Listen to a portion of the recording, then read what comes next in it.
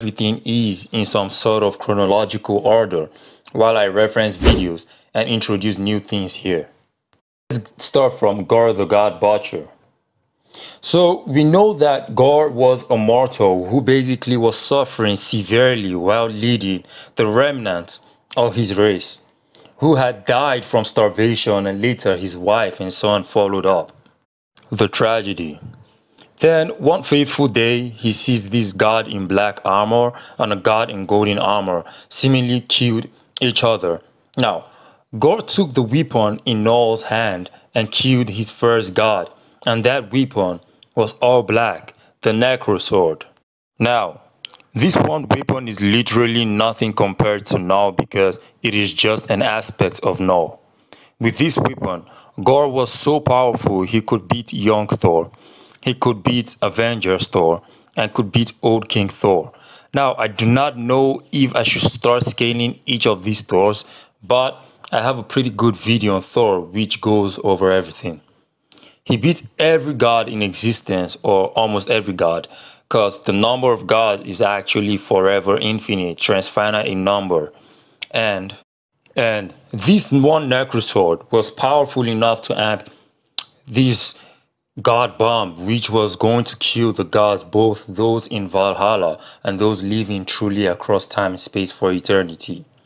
To the point, gods had to pray to Avengers Thor, including Odin, to become god of gods and absorb such power. And man, that shit was so sick, man, to be honest. Another interesting feat with this Necro Sword is him using it to literally take over Galactus. A celestial tier being, but that's expected. He took over Ego, the living planet. This is so much stronger than most celestials, and this was the same planet Silver Surfer Black took Galactus' incubator to bring him back as the life bringer, post Black Winter killing him. Though it was an infant Galactus, to be fair. This same sword literally was used to create berserkers that could kill gods and keep Old King Thor in his castle, just because Gore didn't just want to kill him yet.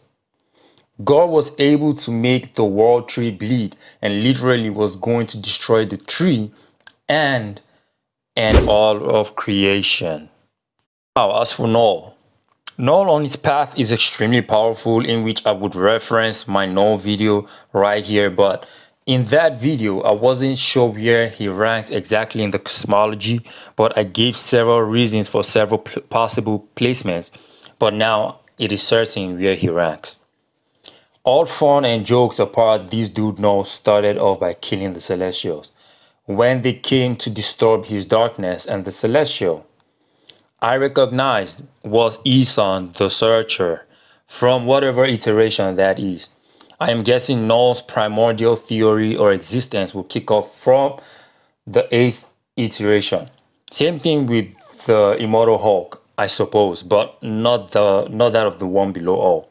Celestials are incredibly powerful, like you would need to transcend almost everything on the Yggdrasil to find them. And these are high Multiversal gods, in which I still must make a video on. Now, this Eson the Searcher would later go on to exist within worlds like beyond the 9 realms, in the void beyond time and space, a largely inaccessible gap from creation. I explain all these in my Marvel Cosmology video, which I reference here. Now, this place is beyond the living, but only the living powerful enough can go there.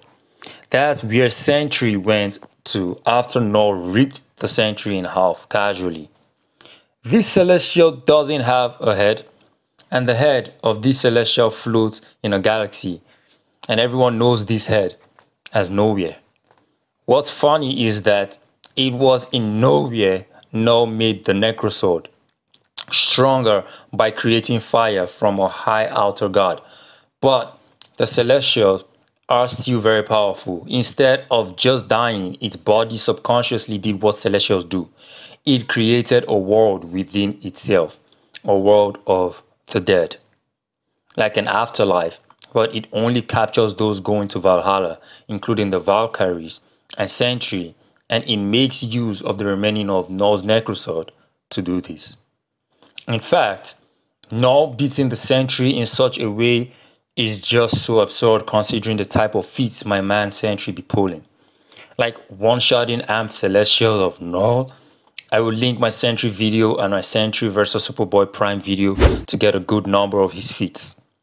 Now, considering Knull's position in the multiverse or multiverse, well, Thor mentioned he has beaten all forms of darkness and death, in which Knull won't be the last. Clearly, Knull does scale above them except Oblivion and Nyx. Now, the God of Light. Now, I'm not going to waste time here, let's get the results. Venom on his own is so strong he was able to beat most of the multiverse on his own by literally killing Celestials and an embody of the Living Tribunal, creating a whole new universe. Yes, Knull created such a thing, including Carnage, Scream, and the Dragon Symbiotes, which are stronger than the normal symbiotes, which aren't even weak to start with. I mean, Knull's mind is so powerful that Jean Grey literally collapsed after going through it. Venom would have a separate video someday, including Eddie Brock, because I like them very much. Now, Venom as the God of Light used the power of Captain Universe, which would get a separate video, but the fact he was able to use Silver Surfer's board and use Mjolnir from the Cosmic King himself, who was able to actually beat and damage Knull, speaks a lot.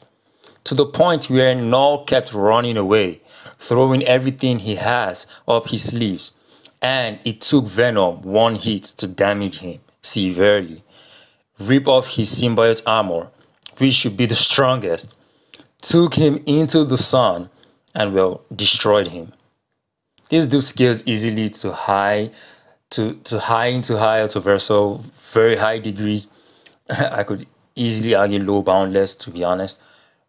Well, it is what it is. If you disagree, I'll wait